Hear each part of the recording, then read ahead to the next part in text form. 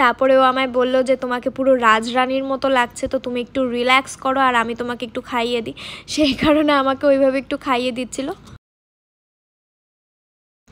তো ফাইনালি আমরা কিন্তু স্নান করে এখন আমরা বসে পড়েছি আমাদের রুমে। আর সেখানেই আমরা অর্ডার করে দিয়েছিলাম আমাদের আজকের লাঞ্চটা। তো লাঞ্চে কি আছে সেটাও তোমাদের সাথে শেয়ার করব। তার আগে তোমরা একটু আমার থোবড়াটাও দেখে নাও।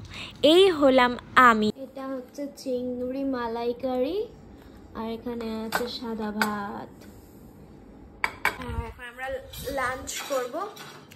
এখন লাঞ্চ করে তারপর আমরা মন্দারমণির সি বিচে যাব।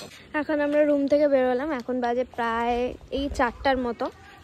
তো এখন আমরা যাব মন্দারমণি সি বিচ। তো এখান থেকে শুনলাম যে পায়ে হেঁটে 5 মিনিটের মতো লাগে। তো আমরা তো পায়ে হেঁটে যাব না, বিকজ আমাদের গাড়ি আছে, তো আমরা বাইক নিয়ে যাব। চলো বিচে গিয়ে দেখাই কেমন। এই হলো মন্দারমণির সি বিচ। আমি না ভীষণ ছোটোবেলায় এখানে এসেছিলাম আমার বাবা মায়ের হাত ধরে। তারপর প্রায় বিগত কয়েক বছর কেটে গিয়েছিল এবং তারপর আমি আসলাম আমার হাজব্যান্ডের সাথে। তো মন্দারমণিতে যে এত সুন্দর একটা সি বিচ আছে এটা কিন্তু আমার জানা ছিল না।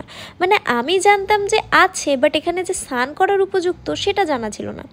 তো যাই হোক, এখানে এসে এটা জানতে পারলাম যে এখানেও স্নান করা যায়।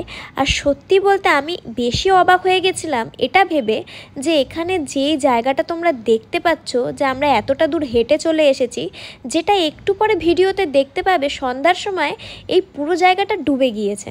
মানে এই জিনিসটা দেখে আমি সবচেয়ে বেশি অবাক হয়েছিলাম। আর এখানে একটা আমার সাথে কাণ্ড ঘটে যায়, মানে বলতে পারো ইনসিডেন্ট আর কি। আমি দৌড়ে চলে যাই, যে শেখর বলছে যে তুমি এখানে ভিডিও করছো আর তোমার জুতো ভাসিয়ে নিয়ে চলে গেল। মানে সিরিয়াসলি জুতোটা অনেক দূরে রেখে এসেছিলাম, কি করে যেন চলে এসেছিলো এখানে। আর এই দেখো আমি দেখে ফেলেছিলাম একটা স্টারফিশ। এবার অনেক স্টারফিশ দেখেছি। Good evening. এখন হয়ে গেছে তোমার প্রায় 6টার মতো এখন টাইম। তো এখন আমরা যাব হচ্ছে পুলিং পার্টি করতে।